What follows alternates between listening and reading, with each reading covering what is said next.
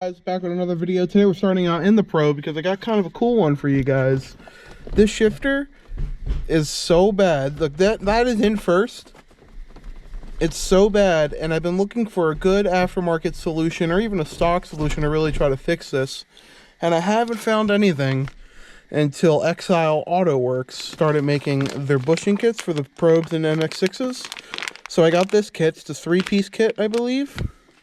Also comes with a shifter, short throw shifter, which I put a Miata knob on it because that's what we're most likely going to run. So it should sit somewhere in there, hopefully be a little bit taller, which would be nice. But this is a good piece overall. This isn't sponsored or anything, so I'm going to give you guys my honest review on the bushings and everything that came with the kit. From so far, what I could tell, quality looks really nice. Nothing I can complain about there. Bushings are nice and, copper. Shifter itself, overall pretty nice. But we're going to install it and see how it really is. So first thing we got to do is take off this old shift knob that I really hate, but didn't really have another option. Throw that down there. You can see that I've had to weld the shifter back together a couple times just because of how old it is. So we're going to pop out the center console. There's going to be a tab, tab, tab, tab. So just do that. See, it pops right out, and you can push it over to the side.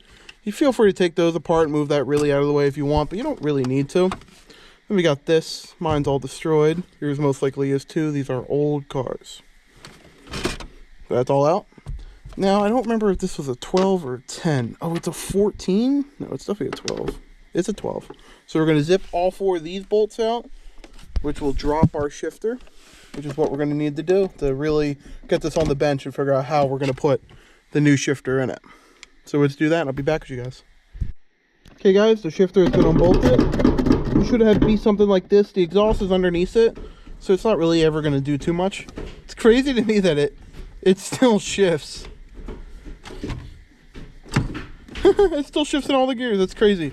Even not bolted down. Fifth, reverse, fourth, third, second, first. That's crazy. So now we got to go under the car, and I'm going to show you guys that. There's going to be 2 bolts at the front up here.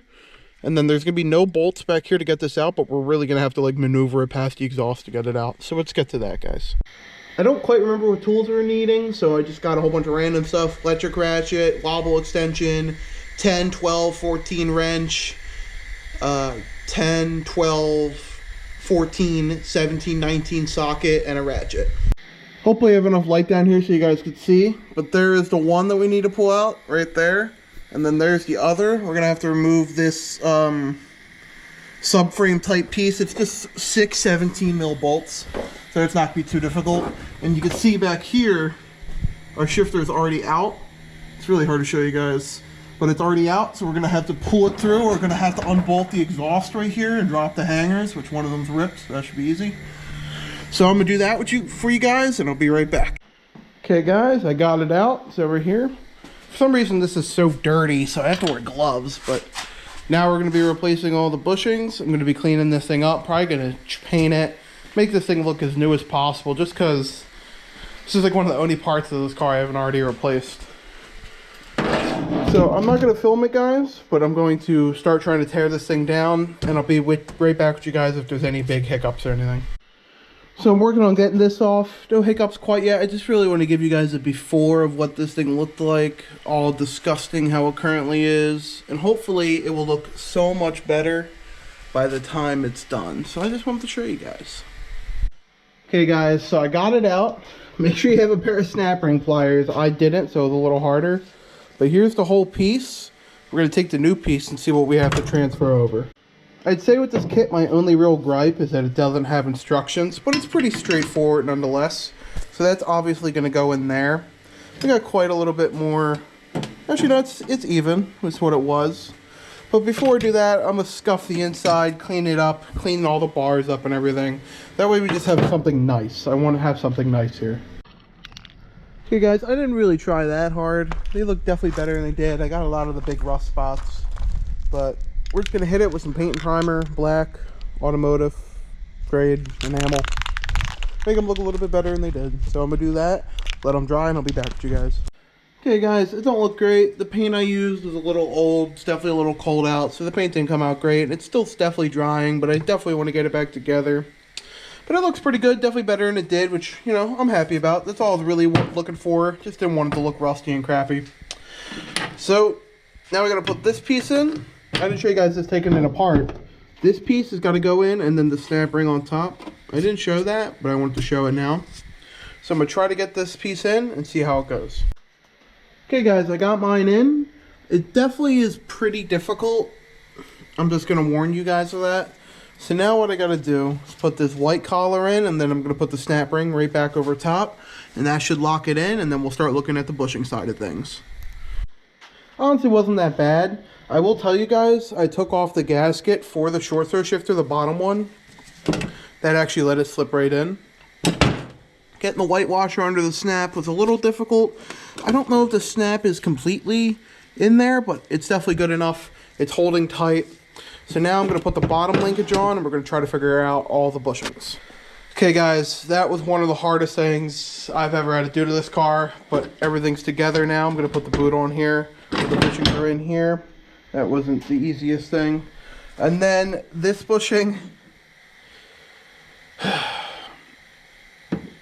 he sells the bushing. I wouldn't do it. I had to drill it out. It never really came out good. I'm going to have to put a washer over here. You can tell I didn't drill it out great, but I was able to make it work. So I like the kit so far. I'm excited to put it in. Hopefully it shifts well. That's my big worry now. I'm going to throw a washer on that because I just noticed it.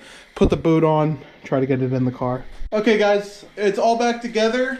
I will say the kit overall seems to be really nice. The shifter is extremely tight. Almost too tight, but in a good way.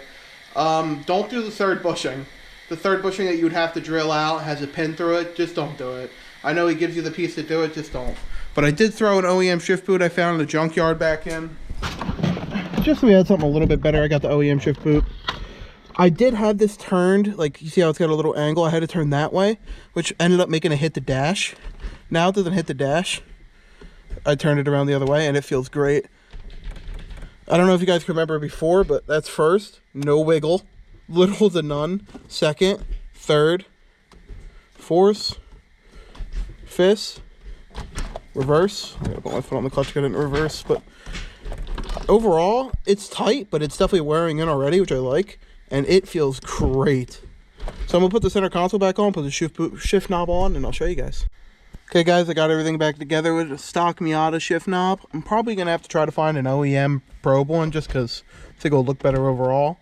But I'll tell you what, different car. This shifter is amazing. The only thing, like I said, I wouldn't do is the third bushing, not the one that connects this to the rod, but the one up there that connects like the swivel part to the trans. Don't do that bushing. That bushing is not fun. And that made this process a lot longer, but I'm happy.